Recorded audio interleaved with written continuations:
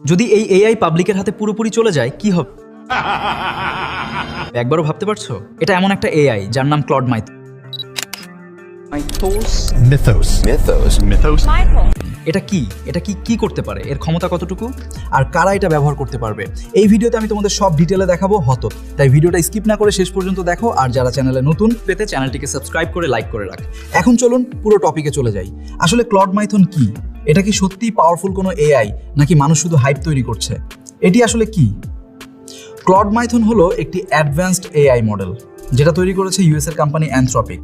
আর এটা কোনো normal AI না, এটা দুনিয়ার সবচেয়ে পাওয়ারফুল আর কন্ট্রোভার্সিয়াল এআই মডেলগুলোর মধ্যে একটি। বেসিক্যালি এটা কি করার মধ্যে একটি, এটা কমপ্লেক্স কোডিং প্রবলেম সলভ করতে পারে, সফটওয়্যারের হিডেন বাগস খুঁজে বের করতে পারে, আর সিকিউরিটি ফ্লস ডিটেক্ট করতেও কেপেবল। কিন্তু প্রবলেম আর ডেঞ্জার এখানেই, কারণ এটা শুধু প্রবলেম সলভ করতে পারবে না, সিস্টেম ব্রেক করতেও কেপেবল হতে পারে। মানে যেসব বাগস মানুষ বছরের পর বছর খুঁজে পায় না, এই এআই সেগুলো কয়েক মুহূর্তে বের করতে পারে।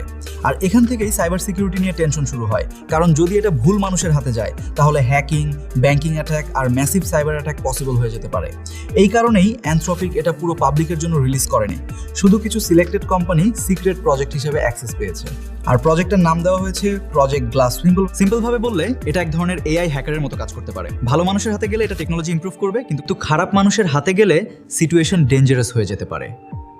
এখন এটা শুনে তোমার কি মতামত কমেন্টে জানিয়ে দাও।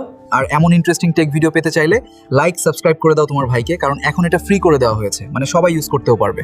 Good bye.